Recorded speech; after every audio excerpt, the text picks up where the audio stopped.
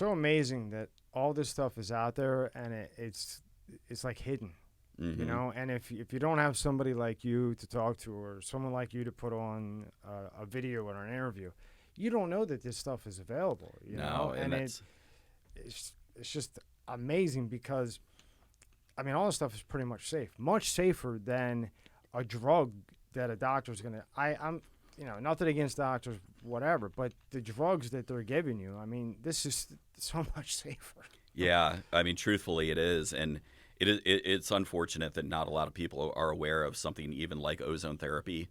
I had a patient that was in town from Oklahoma with UC, and she was having a very, very severe flare up, and her husband had called for a IV because she'd used IV vitamin therapy before back home in Oklahoma. And again, IV vitamin therapy can help replenish a patient if they're dehydrated or malnourished from the UC. But can also help alleviate some of the symptoms. But I mentioned to him about trying ozone therapy. Ozone therapy, again, shows really, really great results with the UC and Crohn's. And tried it, called me the next day. Hey, where can I get this in Oklahoma? Do you know of any, So again, I wish it was more prevalent. I wish more people knew about it, but it's hopefully going to emerge over the next couple of years and become a new therapy for a lot of issues. Hopefully, you can expand to other states. Yep. But who knows what their guidelines are there? Yeah. Is it different from state to state with this stuff? I'm not aware of any restrictions on ozone therapy in the Mm-hmm. U.S. I know it's used in California a lot, and I have heard of it being used in a few different other states. So, like I said, I'm not aware of any restrictions on its use. And then stem cells that we were just referring to. I love these things, and I'm just dying to learn more about it because that's not a band-aid. That's a fix, It's a right? permanent fix for a lot of issues. I've talked to patients that had stem cell procedures overseas 10 plus years ago and are still completely fixed to their issues. Again, a knee injection, for instance. You have a patient that was looking at total knee replacement, tried a stem cell injection, had incredible results. Their problem has been solved, and they no longer need the surgery.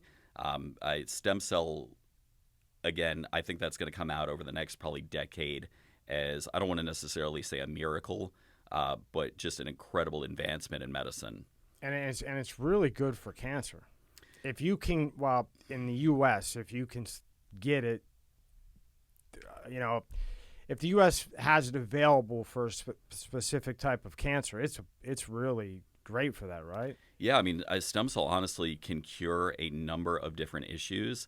Now, the FDA is very, very restrictive on how you can advertise stem cell. They don't like you using the word cure. They don't like you using, advertising it for certain treatments. But again, diabetes, Alzheimer's, dementia, certain cancers, rheumatoid arthritis, a number of different conditions are essentially cured or remedied from the use of stem cells. And again, stem cell is something that's been used overseas for 10 plus years now. It's still very, very prevalent in a lot of countries, and a lot of people think that they do have to go overseas to get stem cell treatments. It's still in its infancy in the U.S. It's just becoming to be accepted. There was a lot of negative stigmas on stem cell for a number of years. Our stem cells are harvested from live cesarean section births. They're donated by pre-screened mothers. They're pre-screened for any defects or diseases. They're done in safe hospital environments. And the stem cells we use are harvested from the umbilical cord. So the mesenchymal stem cells in that umbilical cord have one purpose, and that is to generate a new life form. So when you take those leftover stem cells that are not used in that fetus development process, when you inject them into a patient, they still have that same purpose, and that is to generate new life or regenerate trauma or damaged tissue in the body. So that's where the term regenerative medicine comes from. So, for instance, a patient with diabetes, generally that is an issue with the pancreas. The pancreas is not functioning properly. So those stem cells will find that area of trauma, which is the pancreas not functioning properly, and help regenerate that pancreas to a normal, healthy functioning level. And again, that's where it's going to alleviate those diabetic symptoms. So it might take a patient off insulin dependency. Again, rheumatoid arthritis, that is trauma in the body, and that is what those stem cells are looking for. They're looking for areas of trauma.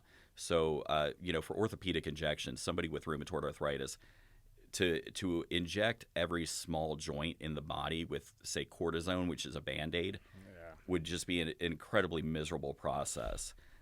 Versus an intravenous infusion of stem cells, where again those stem cells are going to go through the entire body to seek out areas of trauma and regenerate those areas. So basically, you inject the stem cell, and it just surfs through the bloodstream, the body, looking of where it needs to regenerate. Looking again for areas of That's trauma. Awesome. And then of course there are the orthopedic or the spot injections as well.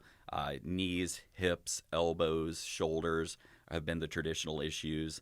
Or I'm sorry, not the traditional issues, but the traditional areas of treatment, which have shown really, really incredible results. Now, some of the smaller joints like wrists, necks, things of that nature, ankles are starting to be treated with great success. There's a number of different methods of infusion of stem cells. There's a number of different stem cell products available now that have different functions and purposes, but it's growing very, very quickly. It's gaining more traction now that people are starting to hear about it and hear the benefits. We're getting huge inquiries for it. So even some patients seek out stem cell infusions just for general health and well-being, for anti-aging purposes. But for somebody that is looking at, say, a knee replacement, that is a horrible, horrible process. My mother got it done twice. Yeah, and I'm sure you probably saw, she was laid up for, I'm sure, probably at least 2 months. Yep. About 6 months of rehabilitation. Yep. It is quite a process where an orthopedic injection of stem cells, say, into that knee joint, if there is some cartilage left, that's where those stem cells are going to go, and they're going to regenerate that cartilage in the knee joint. So that would be like a site injection? Correct. So like right where the problem is, you would inject, where in other situations you would just generally infuse mm-hmm. and let it run through the body. So it's actually not bad for a healthy person either, just to have it run through and see what's going on in there. And a lot of people do choose to do that. The biggest downside is the cost. Not everyone can afford to do that, unfortunately. I will say that the spot injections generally are a lot less expensive, and they are, again, very simple. One injection into a knee joint could essentially alleviate a patient's symptoms and completely take a knee replacement surgery off the table. Just off of one dose, basically. Yep. I mean, a lot of times issues can be corrected with one spot injection. Again, there's no downtime. We ask for light activity for about 1 to 2 weeks. You can't beat that. I know. The biggest thing is with a spot injection, you can't go in the ocean or the pool or take a bath for about 2 to 3 days. You can still shower. Yeah. You just don't want to be, have that area submerged in water for about 2 to 3 days, just because, again, there is a slight wound there